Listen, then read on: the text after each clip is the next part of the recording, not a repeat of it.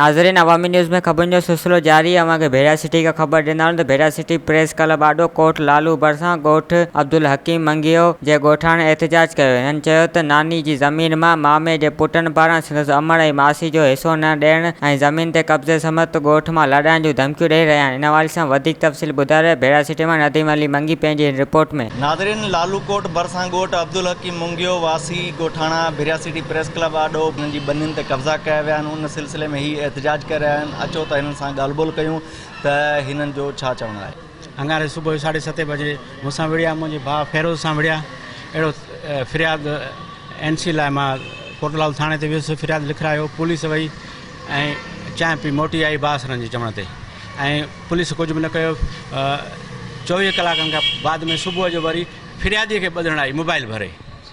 सो असांजा नाजाइज़ असांजा इंसाफ़ थिए ऐं असांजे ज़मीनुनि ते कब्ज़ा आहिनि। असांजो कोटलालू दे में बि असांजी नानी जी ज़मीन आहे, दे कोट बहादुर में बि असांजी नानी जी ज़मीन आहे, ऐं असांखे उन में पंहिंजो जेको कानूनी ऐं शरई जाइज़ हिसो आहे उहो ॾियारियो वञे। असां IG सिंध खे ऐं DIG शहीद बेनज़ीराबाद खे, DIG सखर खे, SP खैरपुर खे, SP नौशर फिरोज़ खे अपील था कयूं पंहिंजी जेकी नाने जी मिल्कियत मां जेको बि हिसो अचे थो दे कोटलालू में दे कोट बहादुर में, उहो असांखे जाइज़ तरीक़े सां ॾिनो वञे। पंहिंजे नाने जी मिल्कियत में हिसो कोटलालू में 13 एकड़ थिए थो।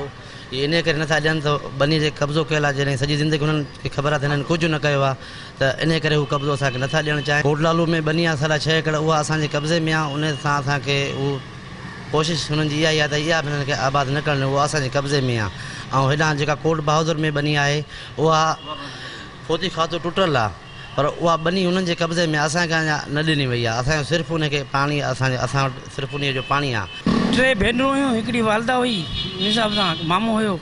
बनी विरासत थी आहे जेकी, उन हिसाब सां लम्सम हुननि असांखे बनी माना फ़रोख़्त करे ॾिनी आहे, हिसो ॾिनो आहे, माना फ़रोख़्त करे ॾिनो आहे। उनखां बाद में जेको आहे जेकी ॾिनी आहे उहा माना पूरी न ॾिनी आहे। पोइ बि उनखां बाद में उनजो जंहिं टाइम पाणी थो थिए उन में असांखे धमकियूं ॾिनी थियूं वञनि। असां घर खां निकिरूं था, हू लठूं खणी फिरंदा वतन हिन खे मारियूं। हाल खण थियो आहे, माना पूरो मूंखे न ॾिनो। मुंहिंजी वालदा उते पूरियल आहे, ॿियो ॿिया नंढड़ा वॾा उते पूरी गॾ जो मुक़ाम आहे।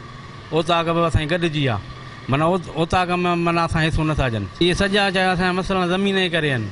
असांजी ज़मीन ॾिनी वञे न, जेको असां जेको हेॾे होॾे ॻाल्हि ॿोल थी या असांखे मारे वञनि, कुझु बि थिए असांजे पुलिस खे असां जेको जवाबदार आहे असांजी। नाज़रीन, तव्हां हिननि जा वीचार ॿुधा। हिननि जो इहो चवणु हुयो त भेड़ा सिटी में बि हिननि जी 4 एकड़ बनी आहे, उन ते बि कब्ज़ो आहे, जॾहिं त 13 एकड़ कोटलालू में बनी आहे, उन ते बि कब्ज़ो आहे। हिननि जो इहो चवणु हुयो त SSP नौशर Firoz, SSP Khairpur, DIG शहीद बेनज़ीराबाद, IG सिंध ऐं ॿियनि वसवारनि खां इहो मुतालबो कयो आहे त फौरी तौर ते हिननि जो नोटिस वठी जेको आहे सो हिननि सां इंसाफ़ कयो वञे। कैमरामैन ताहा मंगी सां गॾु नदीम अली मंगी, अवामी न्यूज़ TV, भेड़ा सिटी। वधीक ख़बरनि ऐं तफ़सील जे लाइ विज़िट कयो असांजी वेबसाइट awamiNewsHD.com ऐं ॾिसंदा रहो अवामी न्यूज़ HD।